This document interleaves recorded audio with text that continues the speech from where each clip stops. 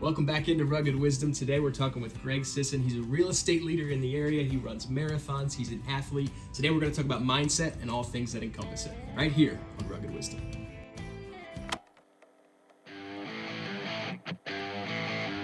Welcome to the Rugged Wisdom Podcast, hosted by myself, Scott Johnson, and my buddy, Joe Wedra. Join us each week as we discuss timeless truths, share great stories, and create momentum in our daily lives. Don't forget to like, subscribe, and share wherever you enjoy this podcast. We greatly appreciate it. And now, let's get on with the show.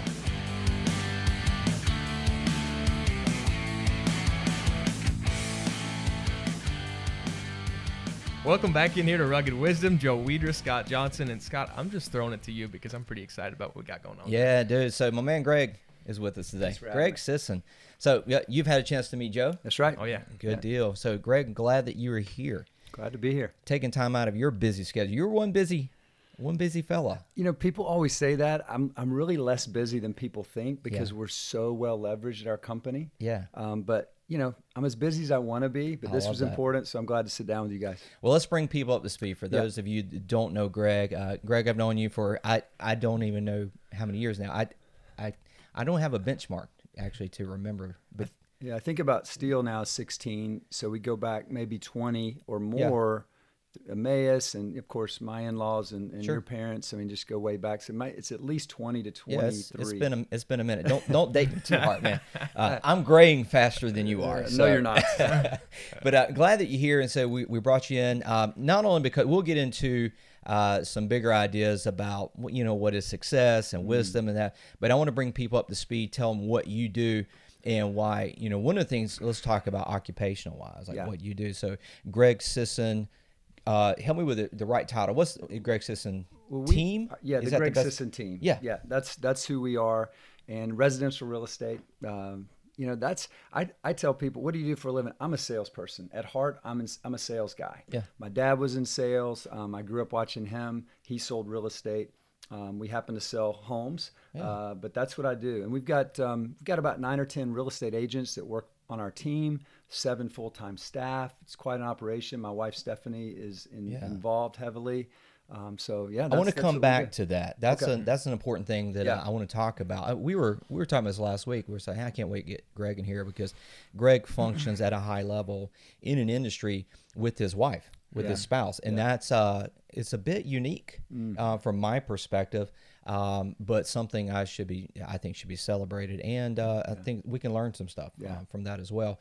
Now, you in the real estate market here around the Grand Strand, right? We got people who watch this podcast that are outside of South Carolina, but put people on the map for your team where you operate. When people talk about Myrtle Beach, it really is the Grand Strand. So our territory goes Cherry Grove Beach, which is going to be the tip of North Myrtle Beach, where you're pushing close to the boundary of North Carolina. Do you go into North Carolina? We don't.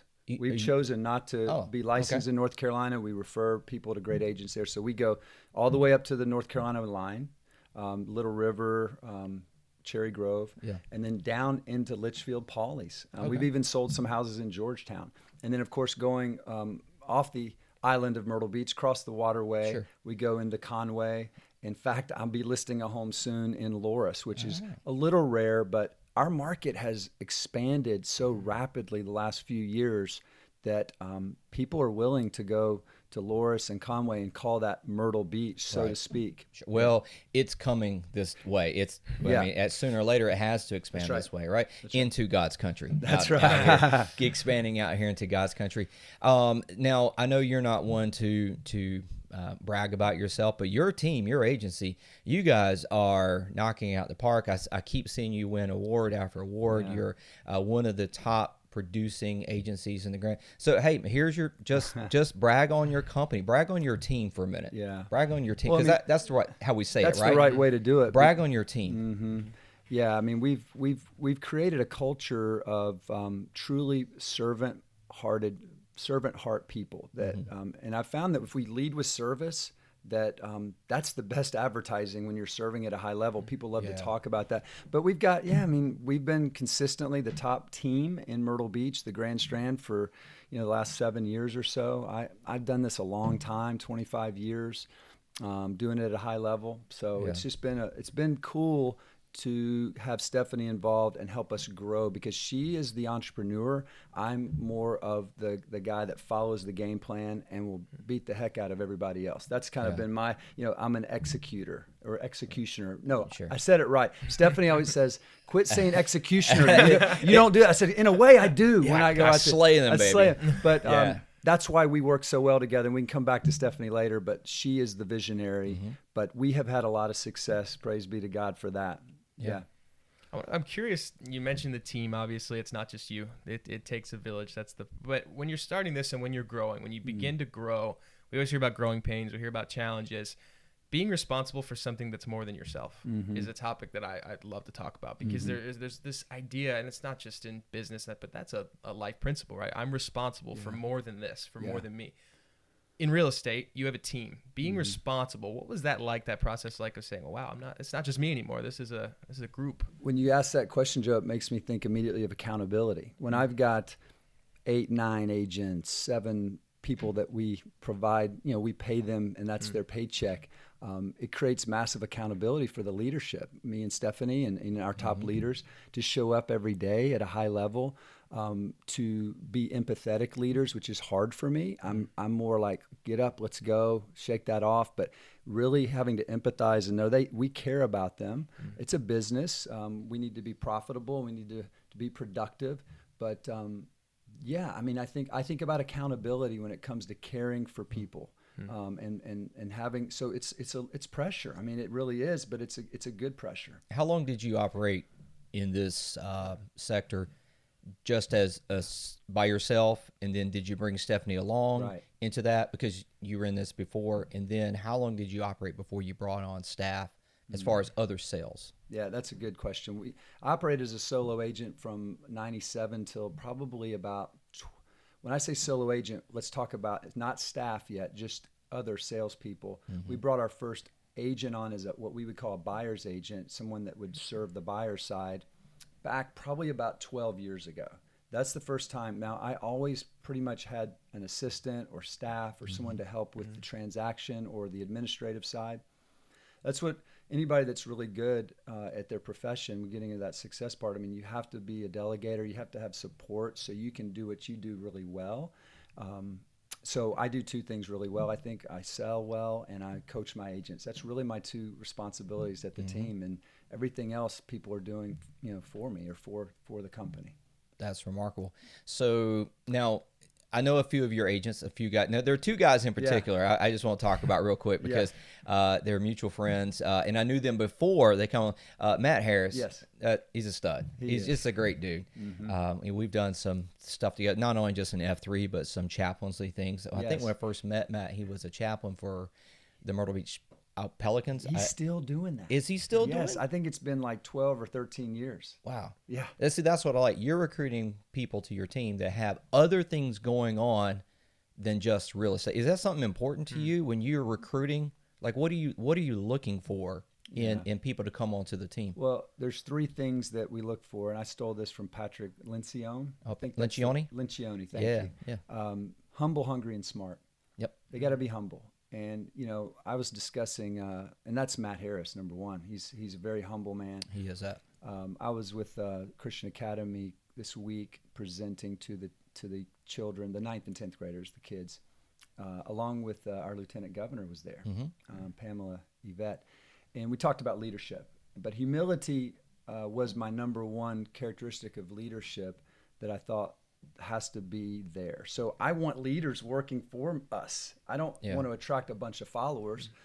Matt Harris leads our company and the agents as a great example of that, as a humble man. Who's the other one you're thinking about? So, I call him the Stash. Yeah. I call him the Stash. Don't y'all call him the Hamburglar? He is Hamburglar in F3. Yeah. Josh Bullard. Josh Bullard. Boy, he's a character. He is. He is a character. And I love his heart. Family man. Yeah. He's got like 8 kids or something. I forget. Something like that. five kids. Yeah. He and Thea have a lot of kids. But he is a personality. And I'll be honest with you. I was watching from the outside. Yeah. I was like, this is going to be interesting. Yeah. To bring, you were bringing someone on who is a personality. So now he is I think about Matt Harris and Josh Bullard. I think these guys on two ends of the spectrum, personality wise. Yeah. How does that work? And is, but he's bringing things to the team, but just different. And how does that meld? So we talk about personality styles a lot. I was trained on that and understanding the 4 personality styles. There's a driver, there's an expressive, there's the analytical, and there's the amiable. Okay. Josh Bullard is the easiest person to nail. He's expressive. Very much times so. 10. Yes. And so Matt Harris is analytical. So you're right. They're very opposite. Yeah. Matt Harris introduced me to Josh. So he immediately has credibility because I trust Matt. Josh has done so well.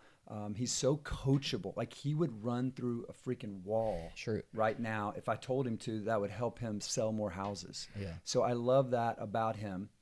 But no, man, I mean, like I don't want 10 agents that are exactly the same and just like me. Right. And there's got to be versatility there. And that's where I was going with the personality styles. Versatility is the ability to adapt to a variety of situations in a variety of ways. And so knowing that you're expressive, he has to tone that down if he's with a driver or someone different than him. Yeah. Matt Harris, if he's with a driver, he can't pull out the charts and explain for 47 minutes all the things that have to be done. The driver just wants to go, let's go. Tell me how to sell the house. But so that's why it works. You have to have a variety of people. We wouldn't grow. Do you look at your clients and match them up to the personality of your agents? Is that a part of the formula? Yeah, I think so. The way our lead flow comes in, I can't do that for the majority of the leads because they come in automatically through different sites and their phones ring. But when I get someone directly that I'm talking to that I want to refer to one of my agents, absolutely, I do that. I try to match them up where I think they'll work best together. Yeah. You mentioned the word humility a lot, and then you also mentioned servanthood, that idea of being a humble servant. Yeah. Curious, what does that look like for your team? Like in terms of in real estate, in this business, what does the idea of servanthood look like for your agents and yourself? Yeah. I mean, that's a great question, Joe. And I think when I talk about leadership, God seeking, the fear of God, loving God, seeking Christ, it's not an attribute. It's the foundation. So, but then humility is a natural overflow of a Christ follower, someone that's actually serious about pursuing Christ. So how does that spill out? Like for me, honestly, I'm uncomfortable. Like I don't care about accolades. I promise you, because it doesn't matter. I'm competing against myself, the goals I set for myself. So part of that humility or servanthood is this industry is just full of ego and look at me and flash and all that. And that's fine. I'm not judging that, but on the other side of that, the servanthood comes with going the extra mile with the client. I mean, sending flowers when we find out that one of our sellers' husband passes. I mean, my staff has the green light. I think Stephanie gives them a budget of $150, $200 a month, everybody, to just do stuff like that. Like going the extra mile, letting people know you care. Now, is that part of it is selfish because it's going to come back in such a big way when people know, but that's really our heart is to do that. Is that what sets you apart? Is it those things that set you apart? Because one person listening to this podcast to think, okay, well, what sets you apart is sales or a quantity or volume, or is it people, or is it quality and quantity? It's both. I mean, you can have that heart, but if you don't go to work every day, work on your craft. I mean, practice, skill development. I mean, no, look, you got to be. The success is being really good at what you do. And that doesn't come by accident. There's a lot of work, but then you can do both. I mean, it's my success. Our company's success is the work ethic, the skill development, and then serving at a high level. You can do both. Yeah, you can do both. I love that mentality of like we have this saying in our organization. Would you rather have something right or now? That's right. All right, it's like Sophie's Choice of a question, right? It's a trick question, and the answer is right now. I want it done as quickly and expediently as possible, but at a level of excellency, right? So it is a both end. I want to get into what we talked about the business. People kind of like, all right, I got this guy on the map. I know who he is. I appreciate, what Stephanie does, your wife, for the organization. We'll talk about her for just a moment. Sure. What does she bring? You called her the visionary. Absolutely. Was that what you? Absolutely. What does that mean? It means she's the risk taker. She's sees 5-10 years from now. She saw the company as it is now when we were me and 2 or 3 assistants and a couple buyer's agents. I mean, I think she just is that entrepreneur, visionary. And, one of the cool thing is my tendency is that I fall into is to have some fear, some anxiety about the future. Can we do it again? We got this overhead. Are we going to be okay? It always is okay, honestly. Like, I've been doing this for a while. And she's like, what are you talking about? We're fine. We're going to be fine. So I think we complement each other really well in that regard. Yeah. I didn't see that in her when we got married. I did not know her, what a phenomenal leader she is and how she, people will follow her. She's so great with our staff. So I just didn't know how good I had it until she kind of stepped into that role. And it happened really organically because she's like, hey, we got one agent. She's doing pretty good. We need to get another one. I'm like, really? We need to invest in some leads. I'm like, what? $500 a month for leads? That's crazy. I just call people and get leads. Like, it doesn't cost me anything but my time. So she was always pushing. So we grew very organically. I think a lot of people in our industry want to be a team, and how long you been in the business? Like 2 years. And how many deals did you do last year? I did like 10. But I'm going to have a team and have 8 agents. What are you talking about? Why don't you focus on yourself and grow your business before you can have a team? It takes time. It does. Is what I'm saying. Would you describe yourself as being risk averse? Yeah, I really would.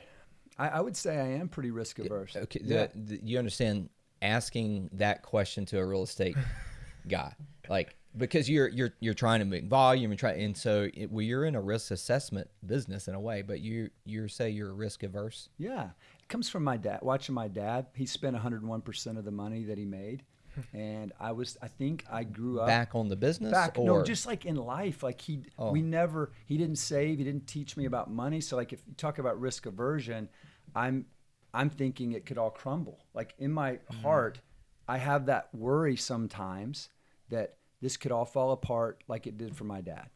My dad was phenomenal. He instilled the belief in me. He told me, like, you could do anything you want. You just got to work for it. You got to work hard. You can do it, man. That belief and that work ethic. But he didn't teach me how to save and invest and all that. So I started to figure that out a little later in life. But that's the risk aversion. I think that's where that comes from for me, is watching him struggle financially. Yeah. I'm curious, you'd mentioned it. I'm actually really interested because we talk about a team, we talk about people around you. One theme that I've noticed throughout is that we said it before, but you're not looking for the same type of person. You even talked about how Stephanie, right? It's a give and a take. It's a different way of looking at things. I think a lot of times we get thought into, okay, I have this team. I want everybody to be the same. But it sounds like, particularly with what you're doing, you value that diversity of thought. You value, and it almost seems to be what you would say is kind of catapult success. How interesting is that to think about, man, we don't just need one type of person, and it's in anything. You mentioned it with your relationship there, but how fascinating is that? Because to me, listening to that, I'm like, man, I would think we would want the same type of person, but it's just interesting to kind of glean that. Joe, there are certain characteristics of people that we give personality tests and things that we're looking for, but inevitably everybody is like, all 4 of those personalities can be great salespeople that I described earlier. But we're just looking for that humble person that's hungry and smart, meaning more people smart. Like, doesn't mean IQ, more of that EQ. So the diversity just happens. I mean, if you're growing an organization, I don't think you can have 10, 20, 30 of the same person. I just don't think that's possible. I guess it is, but you're just missing so much opportunity to relate to others and to serve others. I wanted to get your thoughts on that too, because as somebody who leads people, as somebody who's been around that, how interesting is that, and how challenging is it? It's challenging to navigate different personalities, but helpful in a way. Sure it is. So I work with a team. We have, I think actually we moved some staff around yesterday. So we got about almost 30 people on our team right now, staff. And not all of those are full-time employees or part-time employees. Some are interns, some are residents. We have about 5 different ways you could associate with the organization as far as employment, and they all have different jobs. They all have different perspectives of what they are supposed to be. This is what your purview is. And there's certain characteristics we look for, but by the average numbers, I think God's going to bring people around that's going to round you out, personality wise. But then again, and I'm trying to remember who said this. I wish I could remember. When we surround ourselves with people who look and think like we do, it is the ultimate form of self-worship. Mm-hmm. I see that. Sure. I see that in worship culture. Mm-hmm. Like, if I just want to be with people who look like me and worship like me, and I think just like me, theologically just like me, well, that's a bit of a self-worship in a way, which is tricky because, it's motivated in the financial world. We're like, I know how to manage that. Yep, right. Like, I know how to manage this personality. I don't know how to manage a driver, right? But I know how to manage this person. So I think that recruiting people outside of our skill set is, it's smart.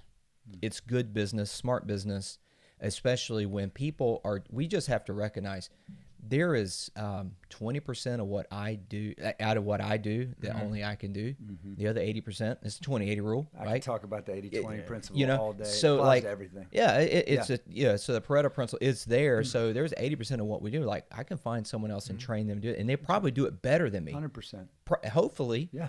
If I do it right, they'll do it better than me. Mm-hmm. Like, because I think that's, I'm just a fragile, imperfect person, so I need help. I think a person that leads that way that you described at the beginning, that only recruits the same people, it's selfish, and it's selfish because you're not able to empower others to use their God-given gifts in those areas. Mm-hmm. You're missing out, tapping into the potential of those people. Secondly, they're not a growth-oriented they don't have a growth mindset because they only want to surround themselves with people just like that. I want other people to bring, look, I love hiring younger people. I'm 50 now.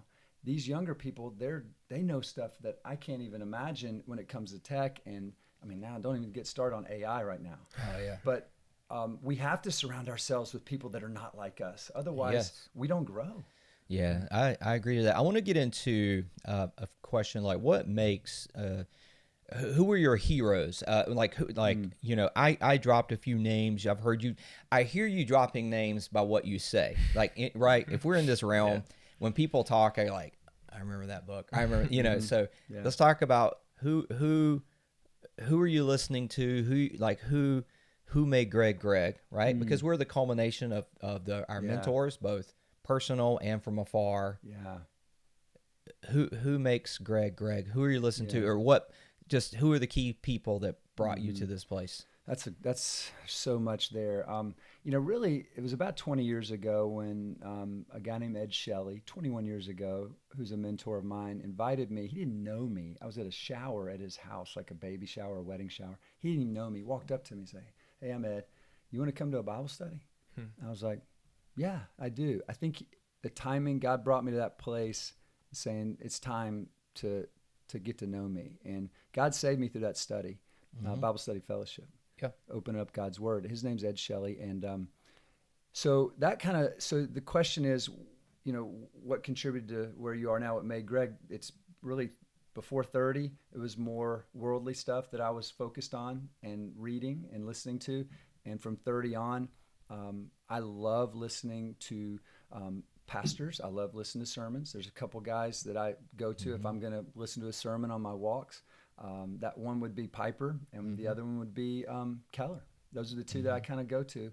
But I've got business podcasts I listen to. I love to read biographies. If we go back to mentors, another guy, and we may get into running later, Danny West is a dear friend of mine and mentor, and he really challenged me with my faith. And we'd run 10, 20 miles together. It's like a small group, man. We would talk about the Lord. Oh, yeah. I mean, there was just so much rich conversations and time with him.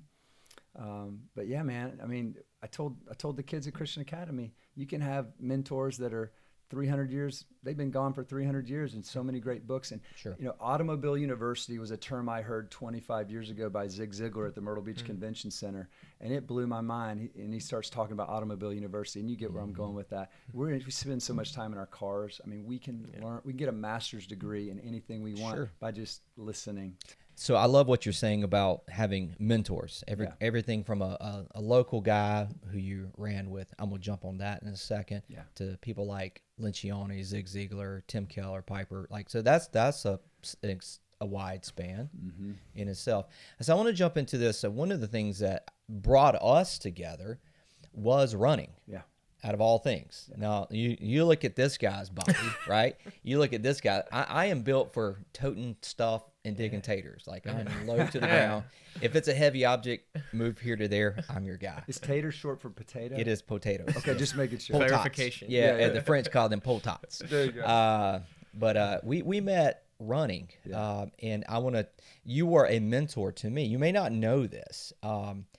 When we met one time early in the morning, and I don't remember how I got there. It might have been Jamin Ortiz or someone brought me. We met at Myrtle Beach around 48th or something. Yeah. We at a building. Right there near Grissom. Yeah, Grissom Parkway. And so we went running, and we were running overpass and that kind of stuff.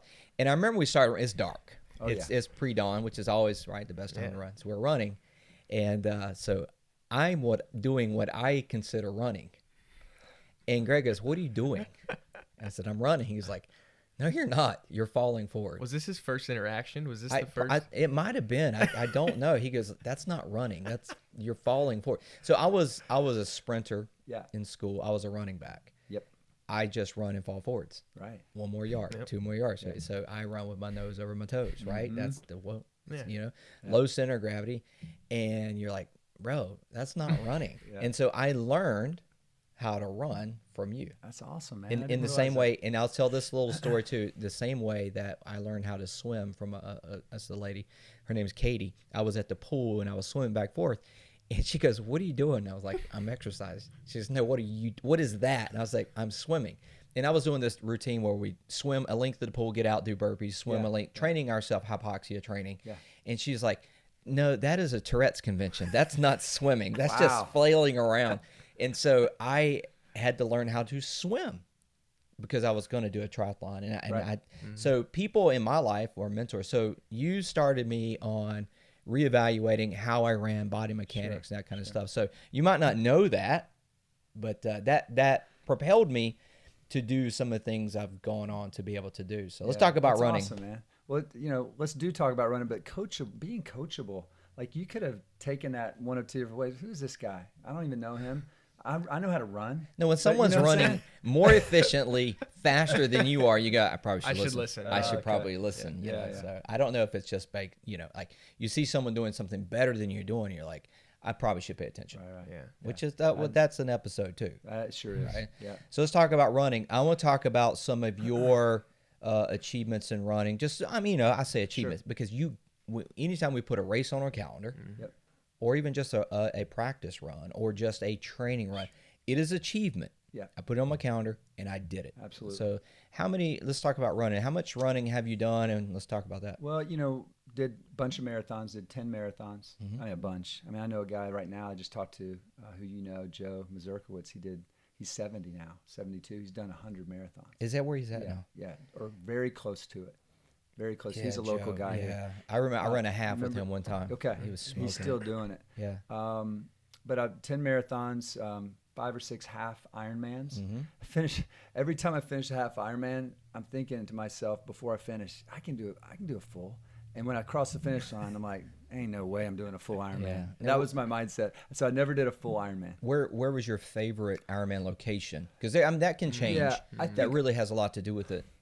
The first half Ironman we did was in Florida, and we did it in a place called Claremont, Florida. And our group said, let's do a half Ironman in Florida. It's going to be flat. It'll be easy.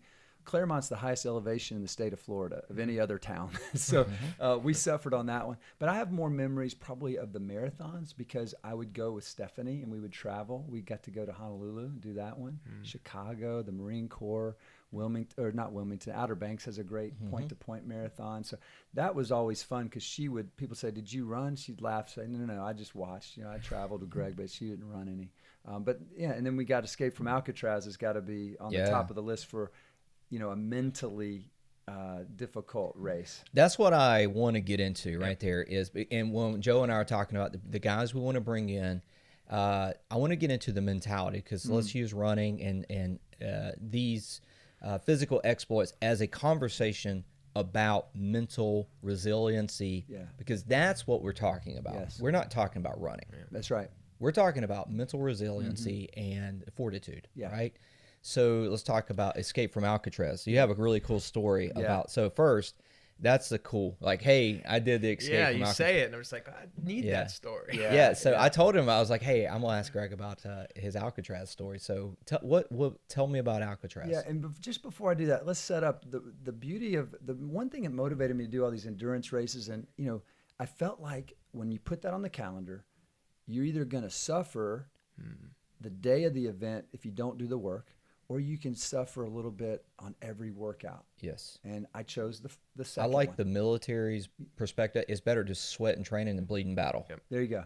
Same mentality. Yes. And so from a competitive advantage in my business and as a real estate salesperson, I loved doing these events because I felt like I got up early, I got my workouts in, then I went to work. I felt like I had an edge on my competition. So part of the workout, of course, you're in shape, but also I felt like I got a mental edge. So that was a driving factor for me. Yes. Now, going back to Alcatraz, I mean, that was that last year. I think it was 2003, so it's been a while, that we could sign up before being a qualifier. So we were able to sign up online at like 12:01 in the morning when it opened, and it filled up in like 10 minutes, 3,000 people. So that was a big deal. I mean, 57 degrees water. You jump off the boat 2 by 2 every 3 seconds, anchored right off Alcatraz. You swim 1.5 miles, and then you do the 20-mile bike and a 10K.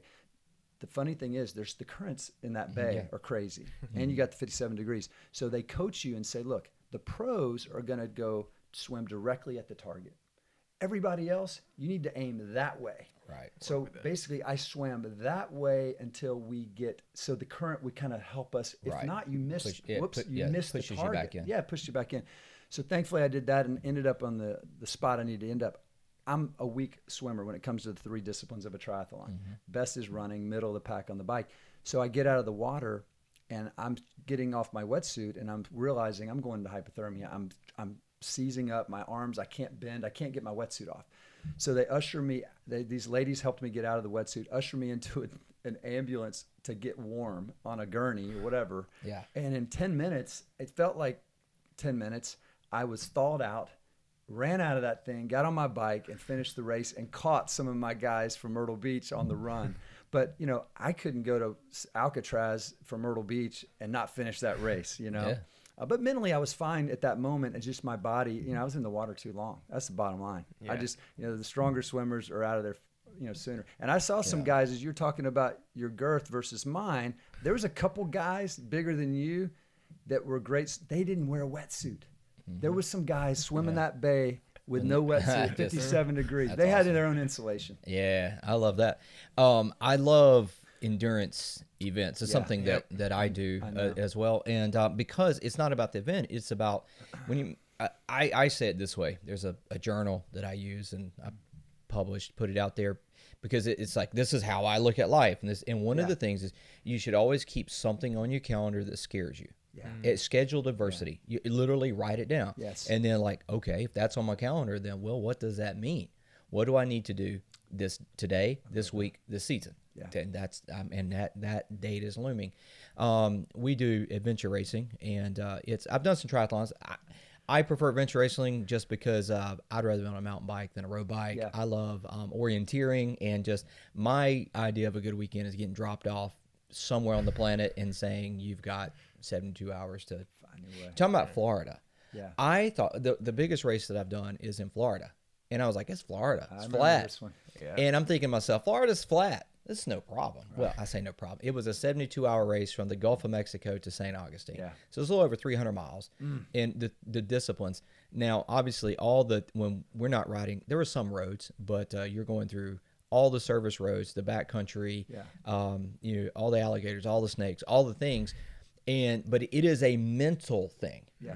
I will tell you, the one time I've had hypothermia in some races, but the mental battle of, we did this one segment that was a 50-mile canoe paddle. Okay. So we paddled a canoe for 11 and a half hours. That was in the middle of the race. That was just one leg, because there's 16 legs. Yeah. And I remember hitting the, we got the 5 stages of racing. You'll know this, which is first was like, oh, I'm excited. That's stage 1. And the gun goes off. Stage 2 is like, all right, we're doing this. Settling in. All right, we're settling in. Yeah. Okay, body, don't freak out. Step 3 is like, what am I doing? Yeah. Step 4 is, I swear to the Heavenly Father above, I will never, ever do this again. You take an oath to the Lord. Yeah, I take an oath to the Lord. I will never do this again. In phase 5 is, that was awesome. Can we sign up? Can we do it again? Yeah, you're right. Yeah. And so I remember going through those 5 stages, but even in that boat paddle, that was the first time I ever hit delirium. Yeah. Where monotonous something for nearly 12 hours. It was through the night. We started, I think, it was 10 something when we got in the boat. It was like 3 o'clock in the morning when we got out of the boat. It was stupid. That was just one piece of it. But I remember just why am I doing this? Yeah. Why? I mean, you just do this for you paddle for, you're getting hours and hours in, and you go, why am I doing this? It's because I'm trying to find out the depths of myself. Where's that point? Yeah. I'm trying to figure out where is my rock bottom mentally, and do I have what it takes to find it, or am I? I think most people are afraid to try to plumb the depths of that. So when you are doing these events, what is it like for you when you're plumbing the depth? Maybe it's in training. When you're plumbing the depths of your mentality, what is that process like for you, mentally? Well, first of all, Scott, if we're being honest, you've done things 10 times harder than I've ever done. I know the stuff y'all do. It's crazy. So, and Rob, my brother-in-law, who's your buddy, has asked me many times, and I've always said no. So I just want to put that out there. Okay. But the only reason I brought Greg on the show was to bring him into adventure racing. You told me to be. Oh, okay, gotcha. But I think one thing I'm a little envious about the stuff you've gotten to do is it's been mostly solo. I'm alone. When you're doing the events I do, a marathoner, Ironman, it's not relays. But not that yours relays, some of them are, but you're working together with a team. I think that's a wonderful aspect that you get to do in leading others, seeing them at their weakest, knowing when to encourage, or they encourage you when you're going through delirium at that moment. But I think just rephrase that question, because I got off on that. I was saying, what is it like, and for you, how do you know that the physical training is helping you find a higher mental resiliency and that process? Because I think a lot of people are like, man, why would you put that on your calendar? You're like, well, it's because this is how it helps me. More the how. That's right. And you said something earlier about it. You got to have something on the calendar that scares you. I love that old saying, and I think I heard Tony Robbins say it: if I can't, I must. If I can't, I must. You can't. I can never do that. Well, you better schedule that. Right. Right. That's kind of what you were saying. Yes. I mean, when you're doing 20-mile training runs, or you're on a marathon and you just didn't feel good. I remember throwing up the night before a marathon. I was sick. I was sick as a dog. The only thing I drank before that, it was a Myrtle Beach marathon. I drank Pepto-Bismol. I didn't eat any food the morning of, and I crossed that finish line with. I was crying like a baby when I crossed that finish line. I'll never forget it, because I knew I was not supposed to do that race in my mind at first. I was sick last night. I'm throwing up. I ate nothing. And to finish that, and you've experienced that. I mean, even that race when you were having delirium, I mean, to finish a race like that where you've tested yourself. So I think you've realized that we have so much more in us than we know. Yeah. And so that's the fun part. When you're going through tough things like COVID, and we're trying to decide how are we going to pay our employees, or what's going to happen. I mean, we've been through stuff, but if you never go through something hard, when something hard happens, you can't really manage and deal with it well. Yeah. One thing I think about when you both are talking, I have a background working in wrestling. And you know wrestling very well, of the idea of it's long suffering for 6 minutes, in high school, 7 minutes. Yes. That training aspect of, you have to get to a point where it's almost just, this is what I do. It doesn't really make sense, but the training for wrestling, and hearing you both talk about it is interesting, because the training's brutal. I mean, the running a marathon, doing a race, that's not the work. By that point, hopefully the work is already done. Sure. But that is difficult. I mean, and I'm curious, marathon running or adventure racing for both of you, what does that training process look like, and how miserable does it get? Because I would argue, being around it, that training can be 50 times more miserable, and it probably is more miserable than the race itself. What is that process like, and how low do you sometimes get in that training? Is it ever get to a point too where it's like, I don't want to do this? I mean, I'll take it. I mean, for me, sure. When I was doing marathons, which I don't do anymore, my back just didn't enjoy those anymore. Mm-hmm. But for me, Joe, I never allowed myself during that 15 to 20 year period to get out of shape. I mean, that's the truth. Like for me, the training, I'm not saying it wasn't hard, but it really wasn't. When you talk about what your training was wrestling, I don't even count my training that hard. I just had a routine of 5 days a week. I was running. I mean, you got to rest, have a rest day or two. But if you never let yourself get out of shape, it's not hard to stay in shape. There. I don't know if that's the way to articulate it, but you know what I mean? Mm-hmm. Interesting. How does that differ in talking about, you do some crazy things. Yeah. I mean, you just talked about it. What is that like? I mean, what is that process like mentally more so? I'm curious about them physically. Well, Greg brings up a great point when you bring a team in. So that's another level. Mm-hmm. I've done solo races. I think the longest solo race I've done is like 18 hours, but you're 18 hours through the night by yourself, like, you know, in some pretty hairy situations. Mm-hmm. But I think the hardest part for it is you have to be regimented. Mm-hmm.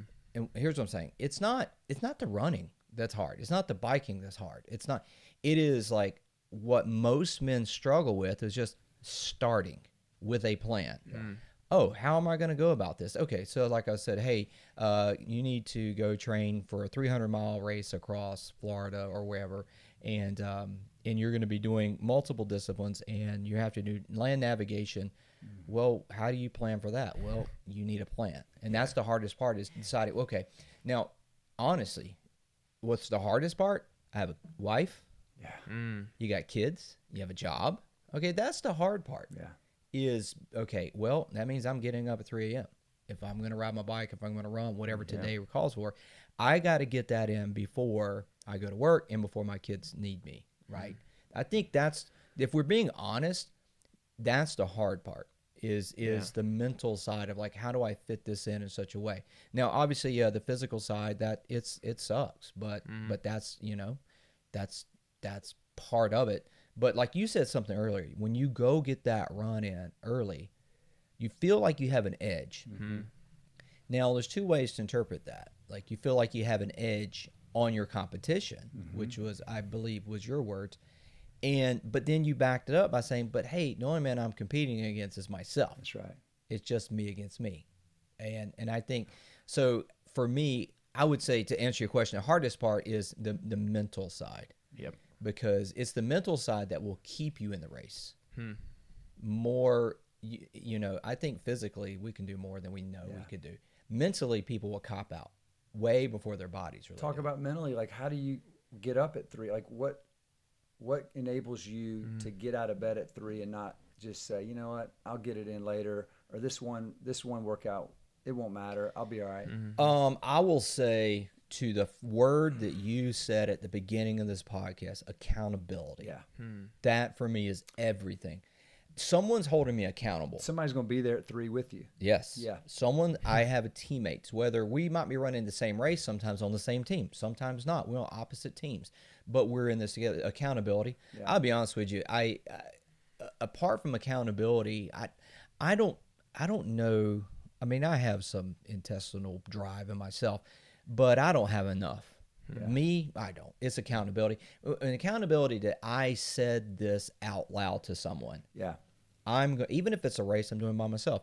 Hey, I'm going to let people know, not like, hey, to my friends, hey, I'm doing this race. Hold me accountable. That's right. Yeah. You know, am I putting in the work? So accountability is such a huge part for I think guys that struggle with, you know, not finishing something that they want to set out to do, whether it's in their business or in the athletic world or these races, it is missing the accountability side. Mm-hmm. And, you know, if nobody's waiting on you at the pool at 5 a.m. when it's 30 degrees outside, or Danny West isn't waiting for me on a 28-degree morning at 5 a.m., I'm not going to go. Yeah. But I can't let him down. Right. I mean, so it's incredible the power of that accountability. I think, too, there's just little things that you could do. Like we said, writing your goals down. Yeah. That, to me, that it's okay. So let's get into the practical side. For me, writing my goals down, being regimented. I have a journal. I have a process, and it's called Set the Tone. And this is what makes sense for me. But then there's other disciplines that I just decide to do.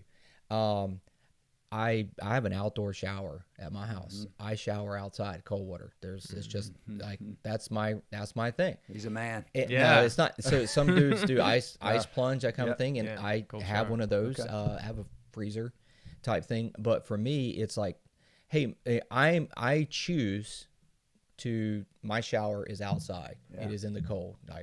Now there was a time in the year I had to cut it off because it was froze, like the pipes freeze. It was a legitimate issue, like a thing. Well, I could have hosed you off. Yeah, after you that. could just spray me off with the thing. God knows. But I would just say you got to find what works for you. That mental, like, or okay, one yes, that's a 1,000 no's, to quote Greg McEwen, who wrote the book Essentialism. And I'm probably butchering that quote. There's one, like, if you say yes to one thing, it's 1,000 no's. Yeah. All right. So I said yes to this race.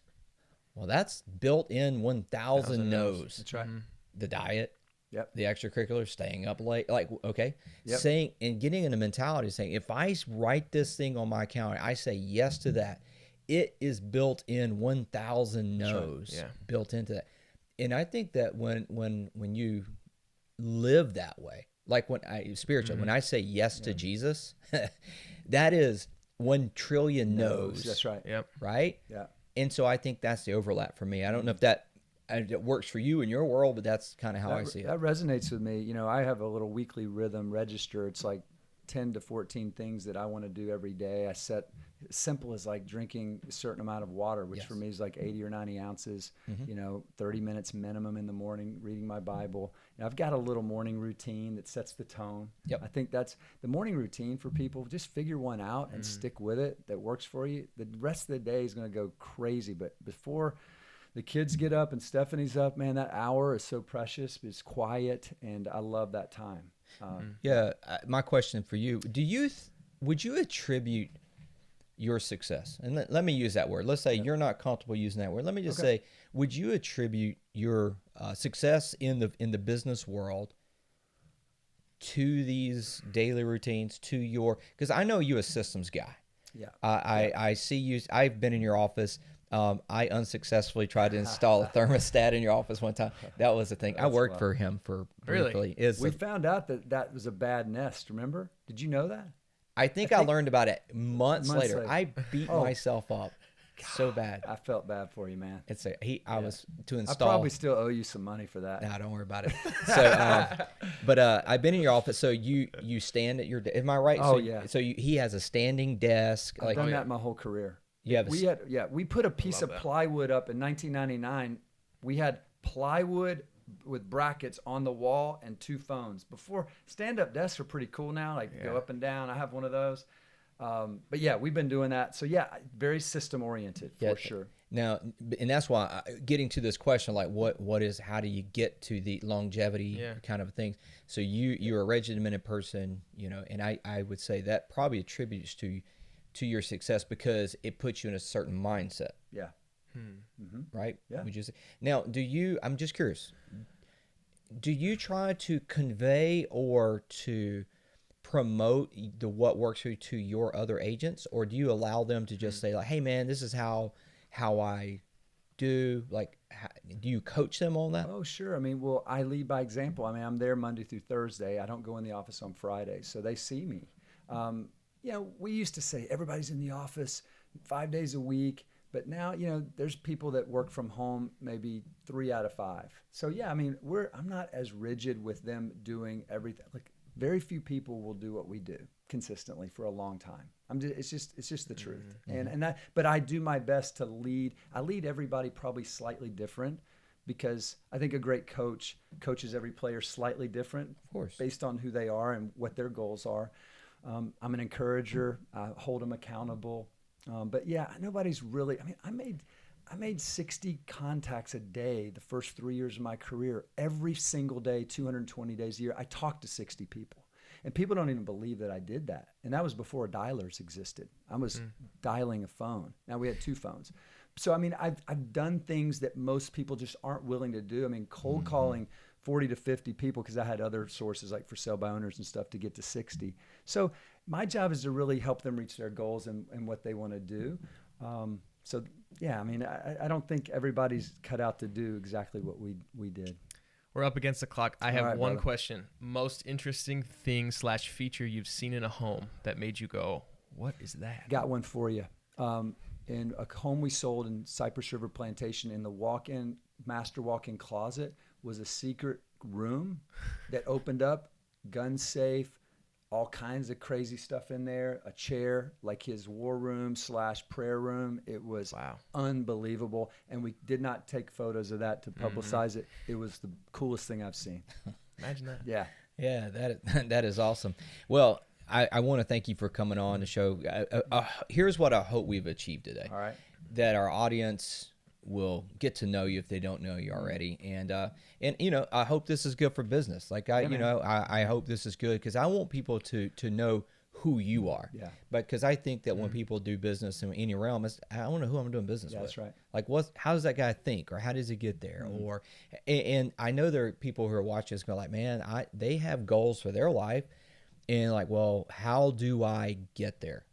And I know you are a kind of a very disciplined but systems-oriented guy, and that doesn't work for everybody. That's right. But it works for you. Yeah. And I think that's what matters. And I know for me, I respect that and what you are bringing to I want to not just say your life. I know that you're affecting other people's life, the people you employ. Yeah. And that's good. They got kids. They got wives. They've got families. And so you're adding value to people's lives, and I appreciate that. Well, this is a platform. What God's given us is a platform to make an eternal impact, and not just on this short life, but actually pour into people and preach Christ. I mean, that's we have the freedom to do that since we own the company. I know that doesn't happen in the United States right now. People can lose their job for that. So that's what we're about at the core. But we're gonna work hard as we do that. Well, we make no bones about that here. That we are Christ centered. That's our everything revolves around the gospel. But giving you the opportunity to express yourself as a businessman, but also just as a man of faith as well.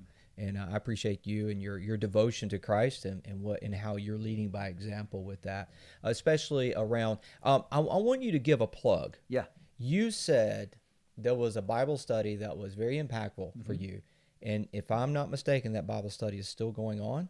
Yeah, I heard about it recently that with COVID it was but I think it's still going on. You're talking about Bible Study Fellowship? Yeah. So if you I'm want to plug in touch. I'm really not involved right now with that, nor do I know a lot about it. But it's an international Bible study that is absolutely rock solid. And if you go to BibleStudyFellowship.org, I'm sure you can just find it. Now it's all around the world. You were meeting with a local group? Yeah, local. Rios?